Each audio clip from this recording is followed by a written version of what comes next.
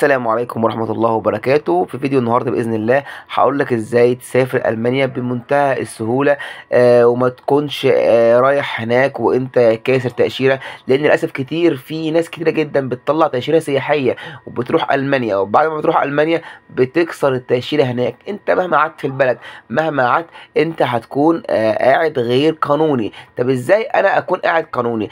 اهم حاجة عندنا حاجتين. اول حاجة، المانيا فتحت حاجه اسمها فيزا البحث عن عمل، ودي ليها شروط وانا هقوله لكم في فيديو مختلف تماما عن ده. واهم حاجه، انت بتعمل حاجه اسمها اوس بيلدونج. ده تاني حاجه. يعني ايه اوس بيلدونج؟ اوس بيلدونج يعني انت بتدرس مهنه عندهم في المانيا، بس اهم شرط من شروطها ان انت تكون بتعلم اللغه.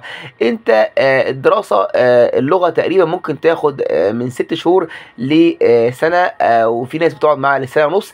ادرس لغه، ابتدي من دلوقتي ادرس لغه المانيه، وبعد كده ان شاء الله بتبتدي تقدم على تاشيره الاوس بيلدونج. بتقعد مثلا في المهن اللي انت تختارها، مثلا اخصائي صحه اسنانيه، او وكاله عقارات، او ممرض، او ايا كان ايه المهنه اللي انت بتختار فيها تعمل فيها اوس بيلدونج. لان المانيا من اهم شرط فيها قبل ما تشتغل في اي حاجه، شرط تشتغل حلاق، لازم انت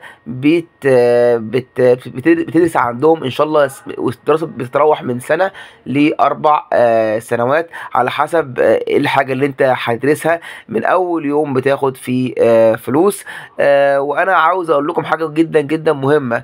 ابتدي من دلوقتي ذاكر الماني، ابتدي من دلوقتي خد كورس الماني، حتى لو انت ما سافرتش بيه هتقعد فيه في البلد، وهتشتغل بمرتبات كويسه جدا. وطبعا الاوس بيلدونج فيه يعني عيب صغير، بس انك لازم نصيحه ليك من دلوقتي، ابتدي ادرس الماني، لانك انت حتى لو كده ممكن تشتغل في مصر. خدمه العملاء بتطلب ناس بتتكلم الماني، ودي بتروح مرتبها ممكن من 20 ل 25 الف جنيه ل 30 الف جنيه. ابتدي ادرس دلوقتي.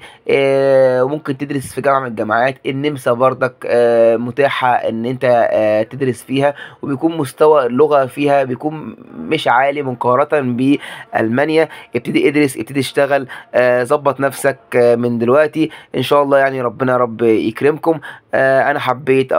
انا بس حبيت اوريكم معلومه، وان شاء الله هعمل لكم سلسله فيديوهات باذن الله ازاي تقدم على تاشيره شنجن او امريكا او كندا باذن الله في وقت قريب. لو عجبك الفيديو رجاء اشتراك وكومنت ولايك، وشكرا جدا ليكم، وباذن الله يعني ربنا رب يكرمكم جميعا. شكرا.